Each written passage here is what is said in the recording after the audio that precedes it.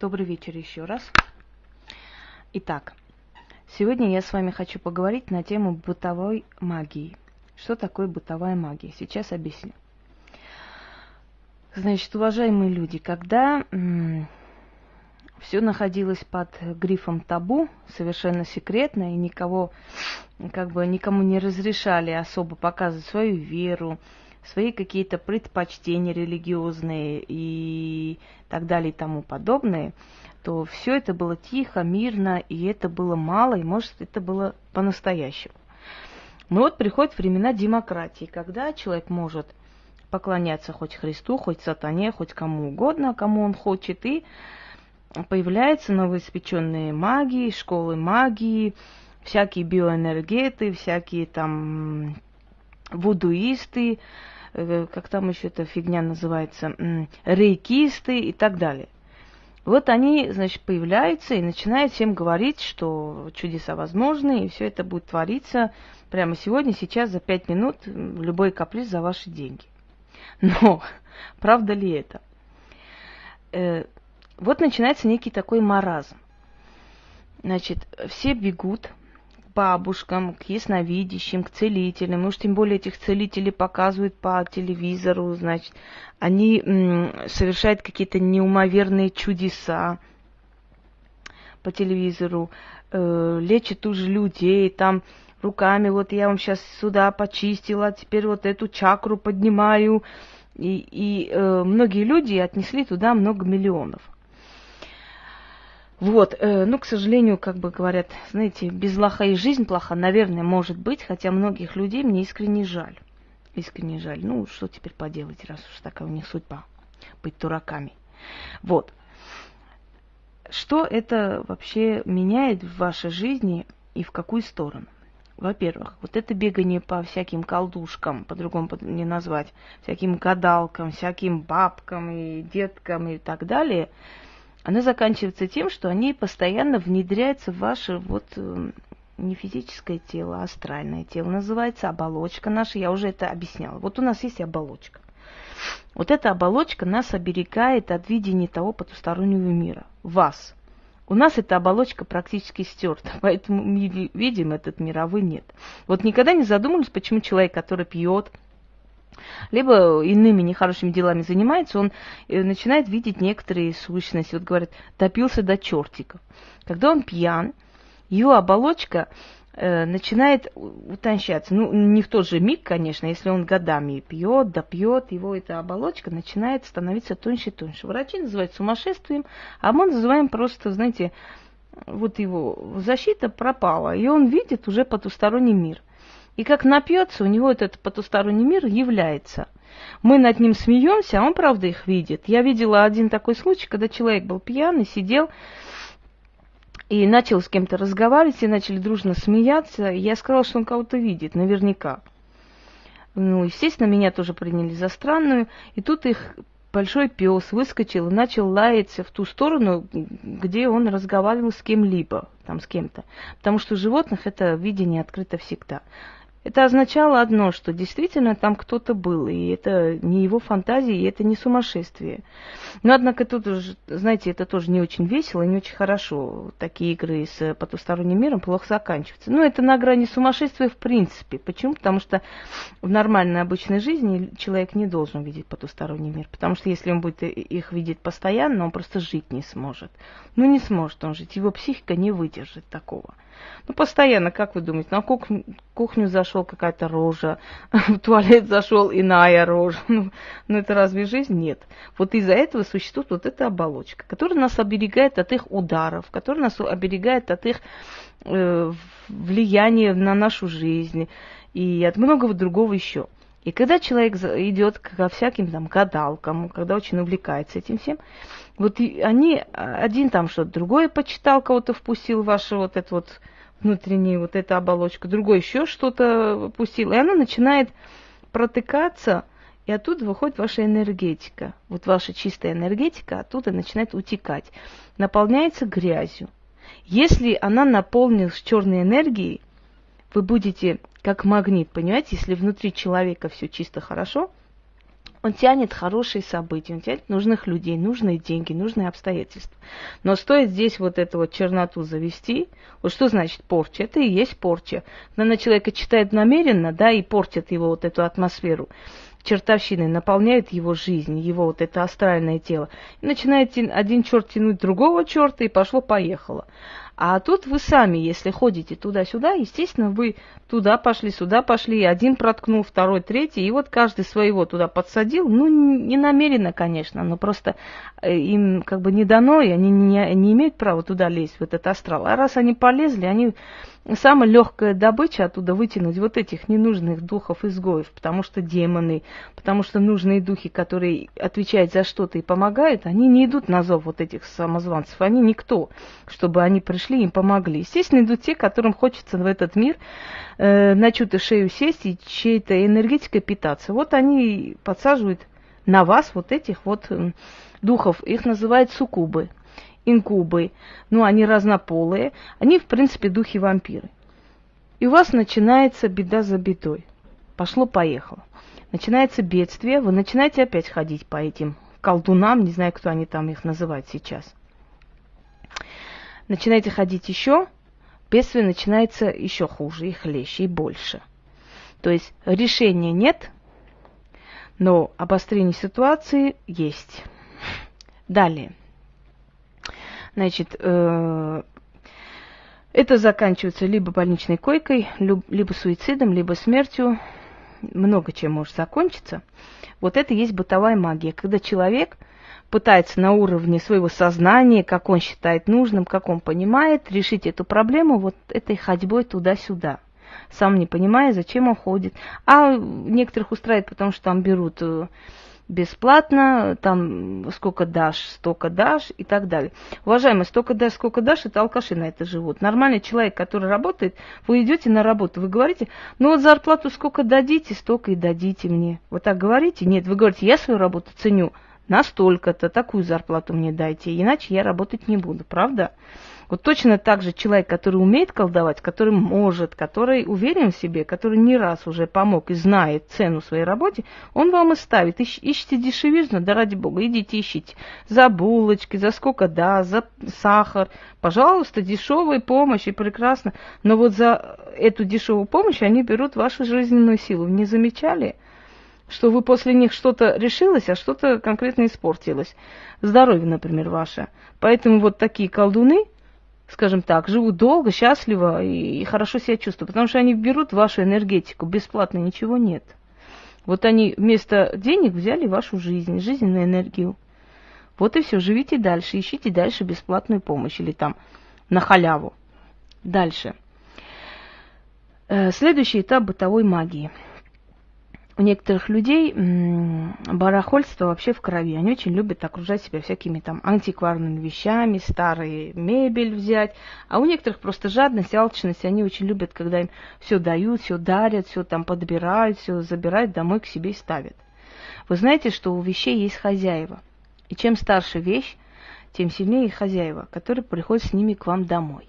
Если вы захламили свою территорию всякими вещичками, из не очень благополучных как бы семей, домов. Даже если эти дома очень богатые. Вот есть люди очень богатые, и они коллекционируют вот эти антикварные вещи, но они не очень здоровы. У меня есть знакомый человек, у которого даже стулья стоят там очень большие суммы денег. Это все антиквариат. Но он постоянно болеет, потому что эти вещи у него энергетику забирают, жрут. Вы знаете, вот мы, сами люди, практикующие магию, мы ищем древние вещи, но артефакты. Вещь, которую мы чувствуем, что она сильная, она будет нам помогать. Вот эта душа, дух с этой вещью, которая придет в нашу жизнь, она нам поможет во многих ситуациях. Но когда мы понимаем, что там отрицательное что-то, нечто, мы его не берем домой. Мы особо не стремимся антиквариат тащить домой. Потому что, если вы помните, в 17-м году антиквариат как забирался у хозяев, да, те же самые антикварные украшения, те же самые красивые какие-то там канделябры и так далее, они все забирались, просто буквально убивали хозяев перед этими зеркалами, перед этими трюмо и перед этими там красивыми штучками, убивали их, резали их и забирали эти вещи себе. И вот эти кровавые вещи, которые вот так отобраны, за которых не заплачено ничего, они приносят очень большие неудачи. И поэтому, прежде чем что-то покупать такое, задумайтесь.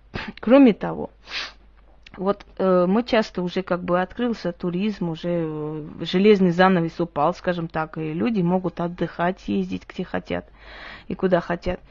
Часто, естественно, едут в Тунис, в Египет, в Индию, приносят оттуда башков. Уважаемые люди, не все вот эти боги, не все украшения, не все гобелены, связанные с этими божествами, безопасны, которые вы приносите домой. Я, например, знаю людей, которые покупали Анубиса себе, бога Тота, там, и многих-многих других вот этих башков тащили домой. Но башки это в нашем понятии, а так-то они были боги Египта, им поклонялись много тысячелетий, а значит они сильны. Да? Анубис, кто он такой? Анубис проводник в мертвый мир. И простой человек, у которого Анубис стоит дома, это проводник в мертвый мир, рано или поздно он будет свои функции начинать выполнять. А значит, будут уходить люди из вашей семьи. Знаете об этом? Где-то я прочитала, что можно Анубиса, оказывается, осветить церковь, и все в порядке.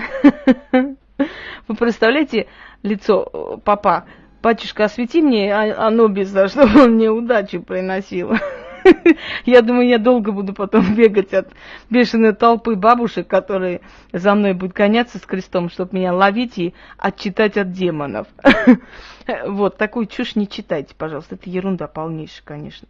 Анубиса в церкви освели кого-нибудь. Это вообще разные энергии, ничем не сопоставимые. Я даже не знаю, кто это написал вообще. Откуда, с какой дурки он сбежал. Вот в чем дело. Вот. Есть божества счастья, приносящие, там, Бастет, например, да. Но Бастет, если она разозлилась на вас из-за чего-то, она может, наоборот, сделать в вашей жизни одиночество притащить. Будьте осторожны с этими предметами. Далее. Духи вашего дома. Вообще, духи благополучия, они очень не любят нечистоплотных хозяек. Вот заметьте, вспомните, когда вы чистили постоянно дом, держали все в чистоте, в порядке, у вас в доме всегда были деньги. Было благополучие, вы могли себе позволить любой предмет купить, любое украшение. Помните такой момент? Да. А потом вы запустили, у вас началась депрессия, какая-то там апатия к жизни и так далее. Вы запустили, и деньги тоже ушли вместе с чистотой. Духи благополучия не приходят туда, где захламлено. Они любят чистоту. Вы должны чистить дом часто. Вы должны держать в чистоте ваш дом. Точно так же не любит домовой. Когда на кухне остается что-то грязное, что-то немытое, домовой это не любит. Если домового разозлить, у вас дома постоянно будут ломаться мебель, постоянно будет там вытекать кран, постоянно все. Вот как бы мне не сглазить, но я за столько лет, сколько я здесь живу, в этой квартире, да, мне никогда ничего не сломалось, не испортилось. Ни одна чашка не разбилась, верите? Один раз только разбился, я случайно просто налила кипяток и как бы схватила и не выдержала вот этой горячей воды, и уронила и разбила я.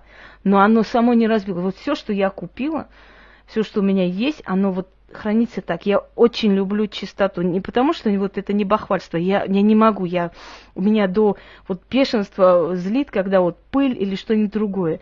И, может быть, вот эта чистота, когда чистота есть в доме, чистота есть в отношениях, есть чистота в жизни, порядок в жизни. Человек порядочный, человек знает, что после чего, как с кем разговаривать, как себя вести в этом мире, понимаете?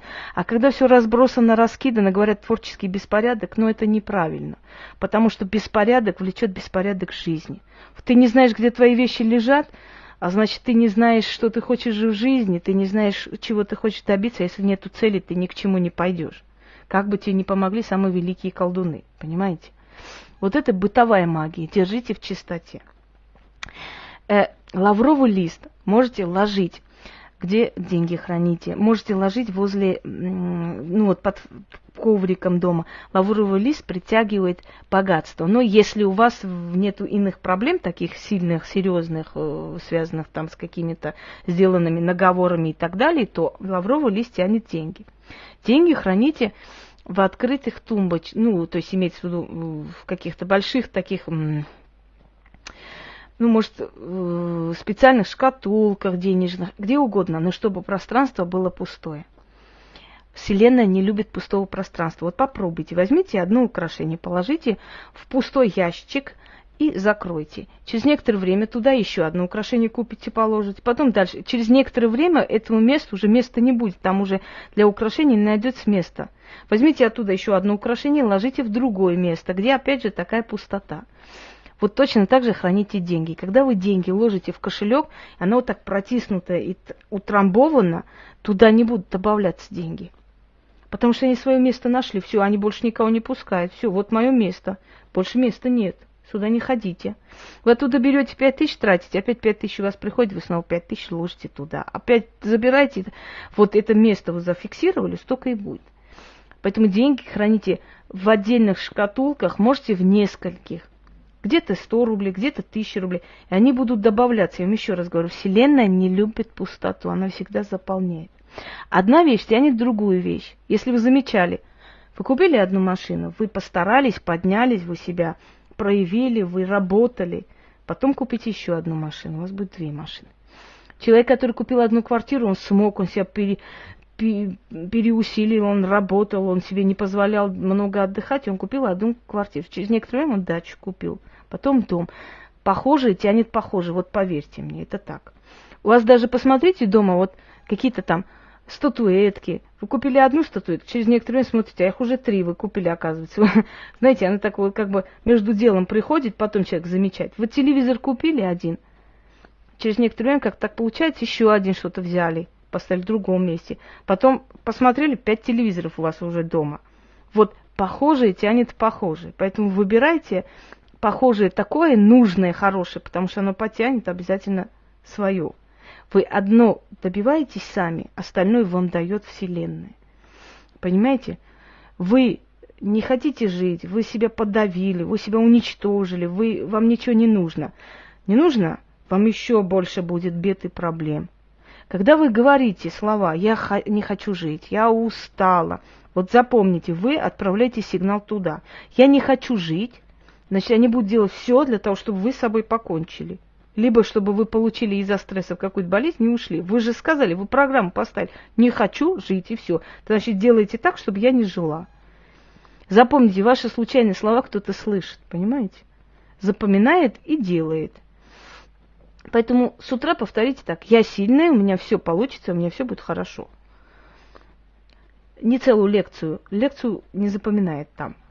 Несколько слов, которые как мантра для вас, как молитва, не знаю, как хотите, да, вы должны повторить, вот четко и ясно, чтобы это для вас был путеводитель.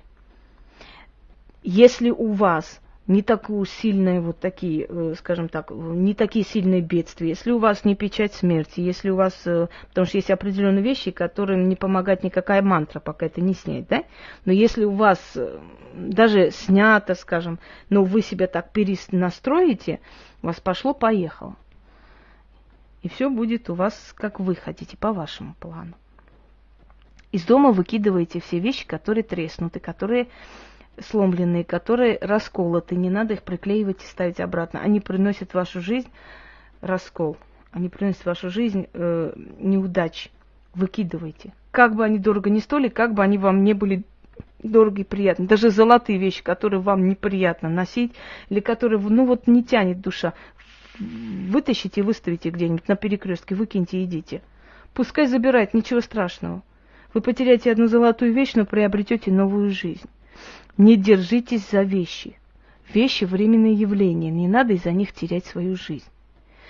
Из дома выкиньте всякий старый хлам. Если вы не одеваете вещи, не надо их хранить. Вот старые вещи, которые уже не лезете или которые порваны, не стоит. Далее, всегда, когда вешаете свои вещи, постарайтесь, чтобы старые вещи были внизу, а новые сверху. Иначе вы постоянно останавливаете ритм жизни и старые вешаете над новым, то есть вы старый преобладает. Дальше. Берите домой какие-нибудь фонтанчики маленькие, они приводят жизнь в движение. Если часы остановились, как бы они вам не были дороги, если они не чинятся, если они невозможно их починить, их не носить нельзя, их нельзя дома хранить, их нужно убирать, все. Остановленные часы – это к смерти. Придет момент, и они вам как раз и покажут время ухода.